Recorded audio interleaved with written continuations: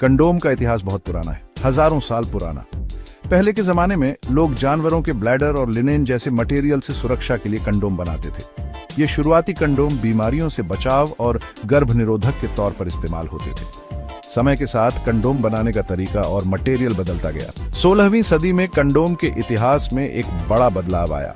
Linen के condom बनाए गए जो खास तौर पर सिफिलिस से बचाव के लिए थे। ये यौन संचारित संक्रमणों को समझने की दिशा में एक महत्वपूर्ण मोड़ था। 19वीं सदी में रबर के वल्कनाइजेशन ने कंडोम बनाने के तरीके में क्रांति ला दी।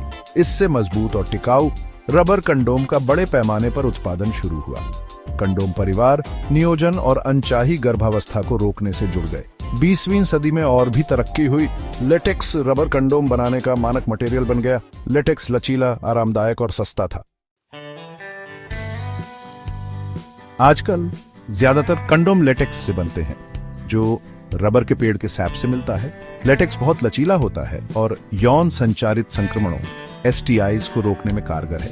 कंडोम बनाने के लिए सांचों को लिक्विड लेटेक्स में डुबोया जाता है, फिर इन सांचों को सुखाया जाता है और पतली लेटेक्स फिल्म को सावधानी से निकाला जाता है। कंडोम की क्वालिटी की अच्छी तरह से जांच की जाती है, जिसमें इलेक्ट्रॉनिक टेस्टिंग से पिनहोल और दूसरे डिफेक्ट्स देखे जाते हैं। लेटेक्स सबसे आम मटेरियल है, लेकिन कंडोम पॉलीयूरेथेन और पॉलीइसोप्रीन जैसे दूसरे मटेरियल में भी उपलब्ध है। ये उन लोगों के लिए हैं जिन्हें लेटेक्स से एलर्जी है और ये अलग अलग लेवल की सेंसिटिविटी और आराम देते हैं।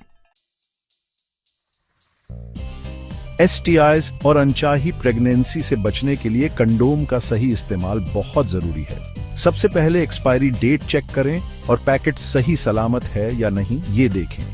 पैकेट को ध्यान से खोलें, कंडोम को फाड़ने से बचें। कंडोम को निकालकर इसके सिरे को दबाकर हवा निकाल दें। वीर्य के लिए जगह छोड़ दें।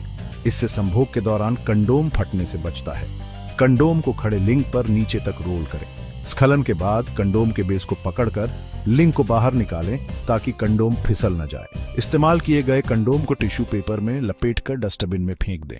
कंडोम को कभी भी टॉयलेट में न बहाएं।